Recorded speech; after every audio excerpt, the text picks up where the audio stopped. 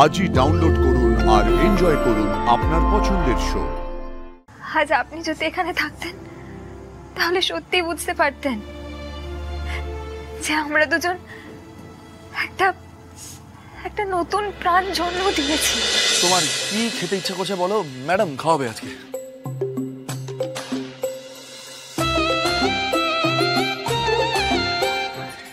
না না ম্যাডাম ঘাবড়াবেন না, আমি আপনাকে রান্না করে খাওয়াতে বলিনি।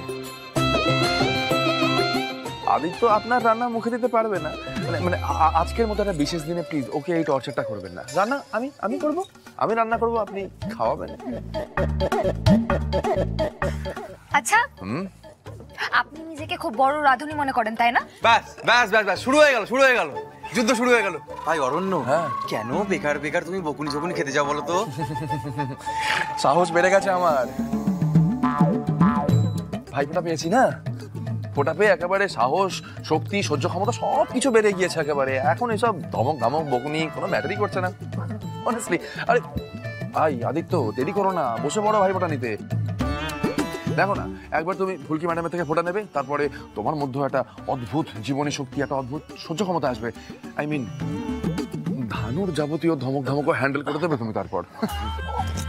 অরণ্যদা, হ্যাঁ ভালো হচ্ছে না কিন্তু। কেন? এবার কিন্তু আমি তোমার থেকে দামি গিফট আদায় করব। Relax Dhanu my sister, relax. আছে তোমার জন্য গিফট আছে, সারপ্রাইজ।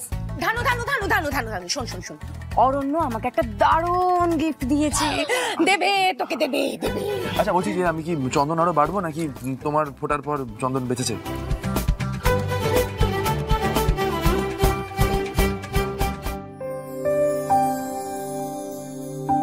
আপনি কেন চলে গেলেন স্যার? এখানে থাকলে কত মজা হতো বলুন তো। আপনি খুব মজা, খুব।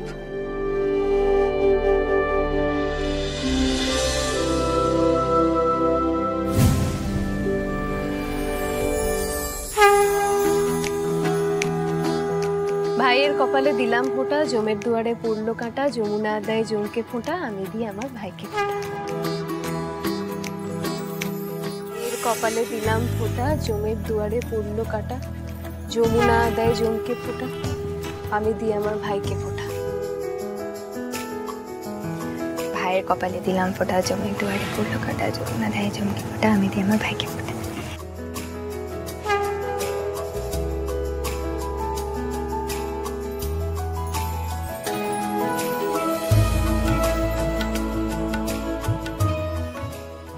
এই থাক।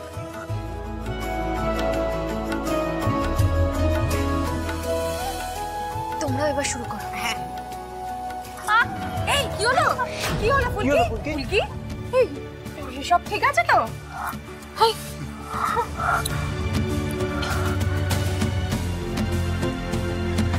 দিভাই, হ্যাঁ দিভাই পুচকোরা নড়লো। কি বলছো তুমি? এটা আনন্দের খবর।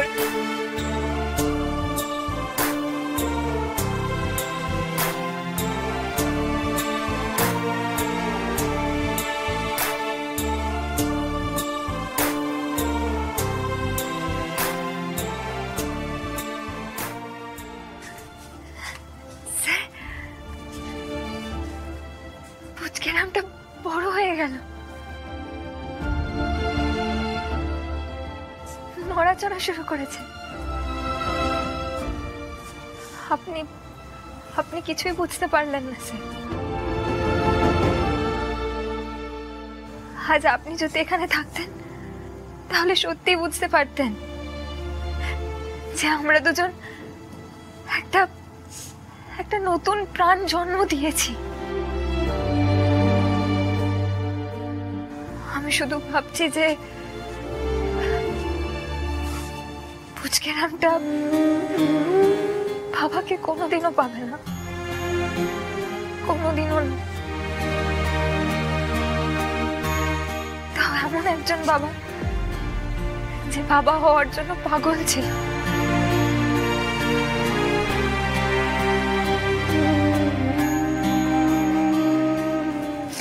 আমরা সবাই আছি তো। এই নিজেকে একদম একা ভাববে না। পুচকুরামের যা যা অভাব আমরা সবাই মিলে সবটা মিটিয়ে দেব। আছি তো আমরা।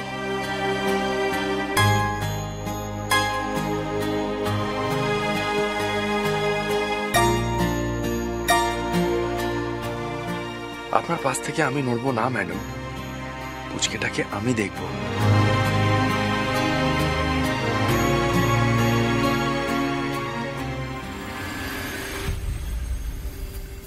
আসুন আসুন,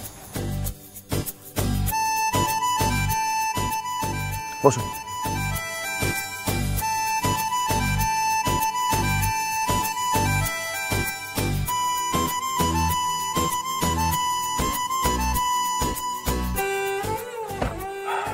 ম্যাডাম, আপনার কোনো রকম অসুবিধা হলে আমাকে বলবেন কিন্তু। আচ্ছা, আপনি আর আমাদের বাড়িতে কতদিন পরে থাকবেন বলুন তো, সব কাজকর্ম ছেড়ে? মানে আমি তো নিজেই যেতে পারতাম ডাক্তার দেখাতে, গাড়িও পাই আমি। হ্যাঁ ম্যাডাম, আপনি গাড়ি পান, ড্রাইভার পান, কিন্তু আমার মতন বডিগার্ড আপনি পাবেন। দেখুন ম্যাডাম, এই কদিনে আপনি এটুকু তো বুঝেই গেছেন যে আমার এমন কিছু বিশাল রাজকার্য নেই।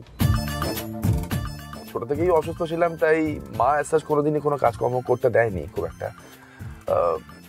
নিজের একটা বাড়ি আছে, জমানো কিছু টাকা পয়সা আছে, আর কি চাই।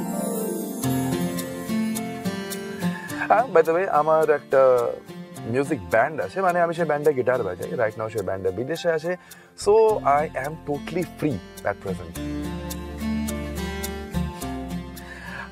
ম্যাডাম, আপনার কোমর ব্যথা হলে বলবেন, যদি আপনার রাস্তায় নেমে হাঁটতে ইচ্ছে করে বলবেন, আমি গাড়ি থামাবো, আপনি নেমে একটু হাঁটাচলা করে নেবেন। ওকে? ঠিক আছে।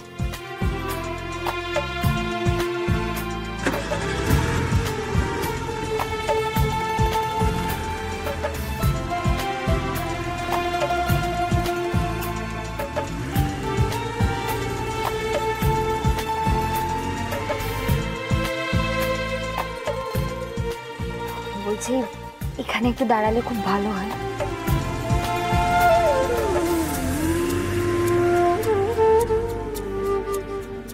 দেখেছেন, আমি ঠিক বলেছিলাম আপনার এরকম ইচ্ছে করতে পারে, আমার মনে হয়েছিল সেটা। বাই দ্য ওয়ে, একটা কথা ভাবি, ভাগ্যিস ট্রেনিং এর সময় বুদ্ধি করে গাড়ি চালানোটা শিখে নিয়েছিলাম, একটু হলেও তো আপনার কাজে আসতে পারছি। এই বিনয়ের জন্য না আপনি সত্যি কোনো একদিন মেডেল পাবেন।